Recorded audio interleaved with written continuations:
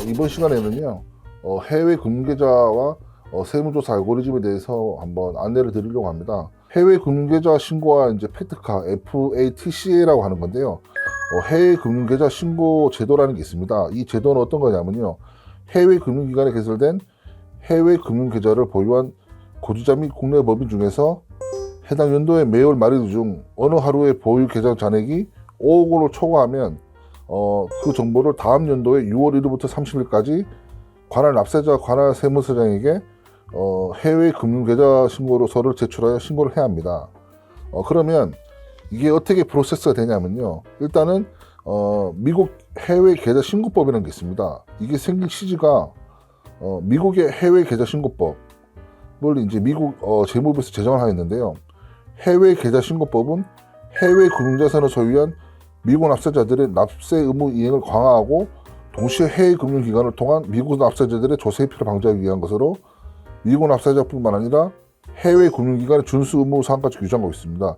예를 들어서 우리나라 국민이 미국에 이제 이민을 갑니다. 그러면 이제 이중 국적의 소지가 있지 않습니까? 예전에는 이 제도가 시행하기 전에는 제임스 김이 미국에서는 제임스 김이 콜로라도 산다, 뉴저지에 산다, 워싱턴에 산다, 얼바인에 산다, 이런 걸 알 수 있었는데, 그런 분들이 한국의 김말동, 김민수, 김정민이라는 이름을 미국에서 알 수가 없었습니다. 그런데 이 제도를 시행함에 있어서 국내에 있는 자산에 대해서 다 그 자산이 노출되다 보니까 그 자산에 대해서 세금을 같이 합산해서 매기다 보니까 과중한 세금 때문에 국적을 포기한다든지 그 영주권을 포기한다든지 그런 부작용이 많이 있는 제도인데, 그래서 이것 때문에 이제 세금을 더 미국의 입장에서는 더 많이 강화하면서 세수를 많이 증가할 수 있는 효과가 되었다고 합니다.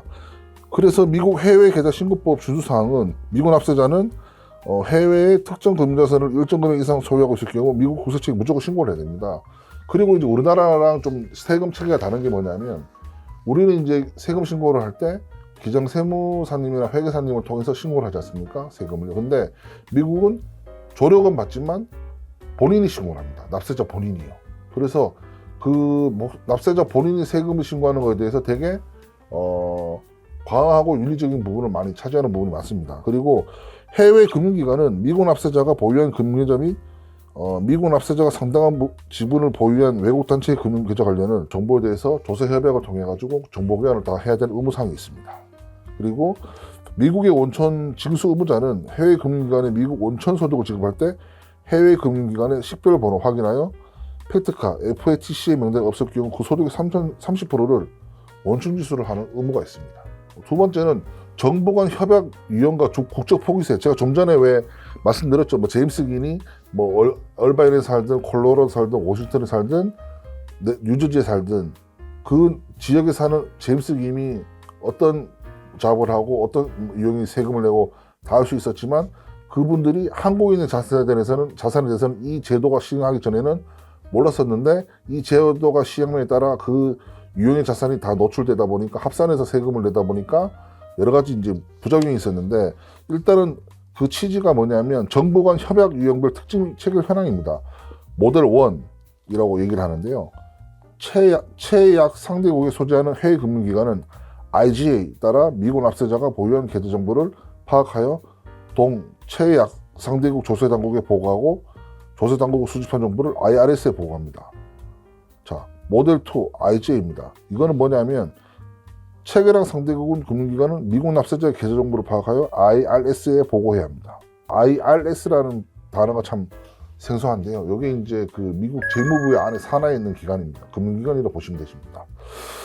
그래서 지금 제가 좀 전에 말씀드렸던 국적 포기세라고 해가지고 expatriation tax라고 하는데, 이게 뭐냐면 최근 조세 회피를 이유로 미국 국적을 포기하고 다른 국가로 이주하는 사례가 증가하고 있습니다. 특히 미국의 경우 시민권자 또는 영주권자는 현재 거주 국가가 어디에인지 관계없이 자신의 전 세계 소득이 미국의 소득세 대상이 되기 때문에 조세 분담이 상대적으로 큰 것으로 피부에 와닿기 때문에 이는 결국에는 부유층에게 더 세금을 과하게 분석하는 걸로 되어 있고요. 그래서 미국은 이러한 해외 이주를 규제하기 위해서 1960년부터 국적 포기세를 도입하였습니다. 그래서 국적 포기자에게는 국적을 포기한 시점부터 10년 동안 미국 원천 소득에 대해 세금을 부과할 수 있게 돼 있고, 96년에 개정이 돼서 한번 국적을 포기한 미국인에게는 미국 비자를 발급하지 못하게 하는 법안까지 통과가 되었습니다. 그래서 국적 포기를 하니까 사람이 많아지니까 또 법률이 또 따라가죠. 세금을 더 납부 안 하려고 하다 보니까 만일에 또 이제 다시 이제 미국 사는 게 더 유리하다고 싶어서 다시 이제 그 비자를 받으려고 하니까 비자를 못 받게 하는, 참 이제 세금을 확실히 내지 않으면 이렇게 무섭게 받아들이는 나라가 미국입니다. 요 부분은 이제 뭐냐면 법인이나 개인이나 세무조사를 이제 많이 받게 되는데요. 그 받게 되는 기본 플로우를 한번 설명드리려고 이렇게 이제 내용을 이제 보여드리는 건데, 대부분 이제 세무조사가 나오면 정기세무조사일 경우에는 보통 이제 5년에 한 번씩 나올 수 있고요. 그리고 긴급은 어떤 법인 간에 어떤 거래를 했는데 이 거래에 문제가 있다고 받아들여져서 나올 수 있는 거고요. 특별이라고 하는 거는 내부적 고발에 의해서 사안이 심각하다고 봐서 나오는 것들인데, 보통 여기 이제 줄기로 보면 뭐 매출 매입에 관련된 부분, 매출 매입이라고 하면 뭐 예를 들어서 뭐 매출 누락이라든지 뭐 가공 매출이라든지 그런 부분에 대해서만 있다 하면 세금적인 부분에 대해서 정확하게 이제 세금을 냈는지, 만일에 정확하게 세금을 내지 못했다고 하면 그만큼 그에 따른 가산세가 나올 수 있는 거고요. 또 이제 소득세 부분은 뭐 세수에 따라서 이제 세법이 바뀌었지만 뭐 최저 6.6%에서 많게는 49.5% 정도의 세금을 내게 돼 있고요. 반대로 대표가 회사에 자금을 썼습니다. 그럼 가지급이죠. 그리고 또 증빙이 안 되는 자금 또는 어떤 행위를 했는데 행위로 인해서 생길 수 있는 그런 이제 문제적인 부분에 대해서 인정이자가 지금 4.6%인데 예전에는 8.5%였고 6.9%, 지금 4.6%에 대한 인정이자에 대해서 세금을 잘 내고 있는지, 못 냈으면 법인세법 불이익, 소득세법 불이익이 있습니다. 인정이자에 대해서는 이제 비용 처리 못 받으니까 지급 불산입이고요. 지급이자 송금 불산입. 그래서 이런 것들에 대해서 원활하게 돼 있는지를 다 따져봅니다. 아까도 이제 가수금, 미신고소득, 매출률 부분이 있고요. 그 다음에 퇴직금의 규정에 따라서 받아가는 부분들, 또 퇴직금 중원상산이 안 되는데 받아가는 게 있는지, 그래서 CEO가 회사의 자금을 부당하게 썼는 부분이 있는지 부당에 대해서 또 따져보는 거죠. 그런데 이런 것들을 다 따져봐서 문제가 있으면 그걸만 징수하지만 반대로 너무 클리어하게 문제될 게 별로 없어. 그러면 이제 국세청은 이제 세무조사 나왔기 때문에 어떤 형태로도 세금을 징수하려고 하죠. 그랬을 때 어떻게 합니까? 만일에 법인과 개인 간의 그런 특수관계인 주주들 가족 간의 거래가 아무 이유 없이 일어났다. 그 돈이 단돈 10,000원만 있으면 그 계좌 열람을 할 수 있습니다. 그러면 그걸 통해 가지고 가족 주주의 그 통장까지 다 보게 된단 말입니다.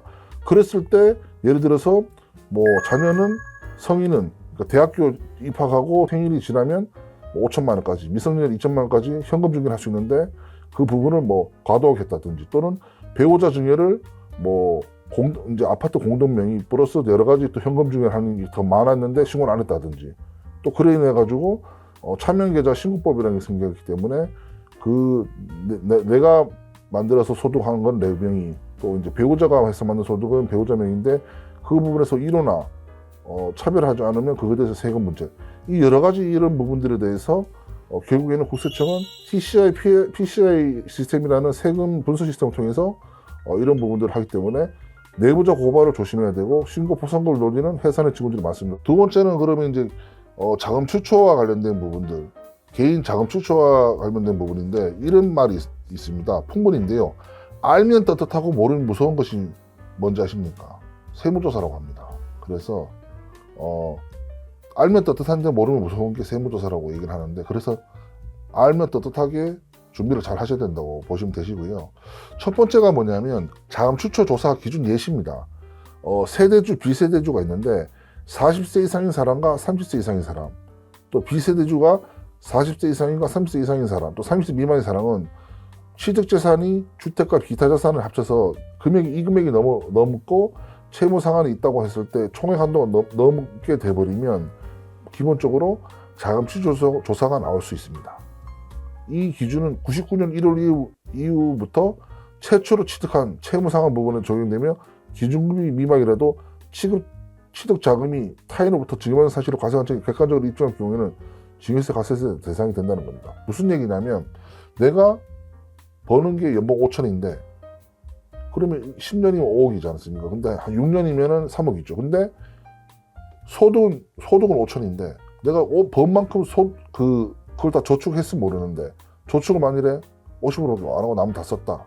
그럼 2,500만 원이지 않습니까? 그럼 5년 해봤자 1억 2,500이죠. 근데 대출도 안 받고 이걸 취득했다. 이상하잖아요. 그렇다고 해서 부모님이 증여해준 그 내역도 없어. 그럴 경우에는 무조건 이 자금추적 조사가 나간다는 겁니다. 그래서 내가 나이에 비해서 자금을 많이 확보한다고 했다면 그 확보에 대한 원천이 명확하냐, 원천 징수를 했냐, 그 다음에 자금추출의 그 소득이 명확하냐에 따라서 내용이 달라진다라고 보시면 되십니다. 이제는 TI 시스템이라는 게 있습니다. 이게 뭐냐면요, 텍스 인터그레이트 시스템인데요, 국세 통합 시스템입니다. 이 세금 통합 시스템을 통해서 보는 게 어떤 거냐면요, 부동산, 주식, 신규 기업 자금, 증여세, 양도세 납부 금액을 보고요, 가부조 상태를 직접 5년치를 추정하는데, 직전 5년간 자금 추적 이율 금액, 5년간 가처분 소득 금액, 5년간 재산 양도 금액, 5년간 재산 취득 금액, 요거의 가부적을 5년치를 따져서 너무 과하거나 너무 부족하거나 이러면 이 부분에 대해서 하는 건데, 근데 이 시스템의 단점은 뭐냐면 모든 소득, 부동산 현황, 고급 주택, 선박, 주식 취득 보유, 세금 계산서와 포스 데이터 이런 걸 다 하는데 결정적인 게 뭐냐면 현금성 자산을 캐치를 못 한다는 겁니다. 왜냐? 현금성 자산에 대한 캐치를 빨리 해야 이게 사실은 아구가 맞는 거거든요. 그래야 납세자한테 납세 근거를 대고 부족하다고 할 수 있는데 현금 흐름을 파악을 못 하니까 이게 좀 그 부분에서 아쉬움이 많았거든요. 그래서 나온 게 뭐냐면 PCI 시스템이라고 하는 겁니다. 이게 뭐냐면 일명 소득 지출 분석 시스템인데요. 일정 기간의 소득 금액과 재산 증가액, 소부 지출액을 비교 분석하여 탄론 혐의 금액을 도출해서 최근 7년간 일정 기간을 정해서 산정합니다.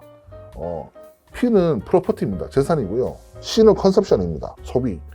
그리고 마이너스 인컴인데 소득을 뺀 시스템이라고 하는데, 예전에 그 모 국무총리가 뭐 17개월 만에 12억 재산 증가했다. 그 다음에 뭐 어떤 이제 그 장관 되신 분이 공직자 재산을 했는데 일정 이상 늘었다. 이런 게 전부 다 어떻게 이제 알게 되냐면요, 이 PCI 시스템 때문에 다 알게 되는 겁니다. 그래서 좀 전에 그 TIS 시스템의 부족 부분을 이제 PCI 시스템이 채워주고 이런 거죠. 그러니까 똑똑한 고위공직자도 자금 추초에 있어서 허점이 투손이다 보니까 이거에 자신 없는 분들은 인사청문회 안 나오시게 되는 그런 부작용이 많이 발생하더라고요.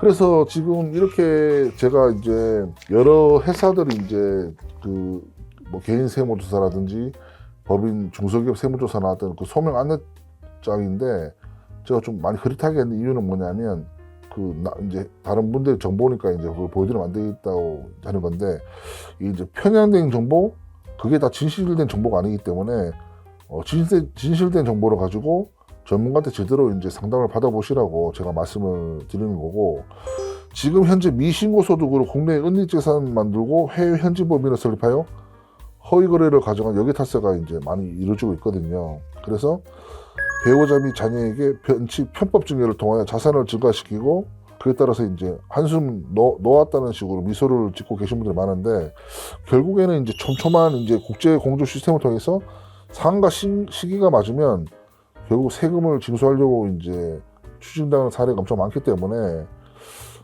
편법적인 절차하지 마시고 한번 제대로 된 상담을 받아보시면 좋으실 것 같습니다.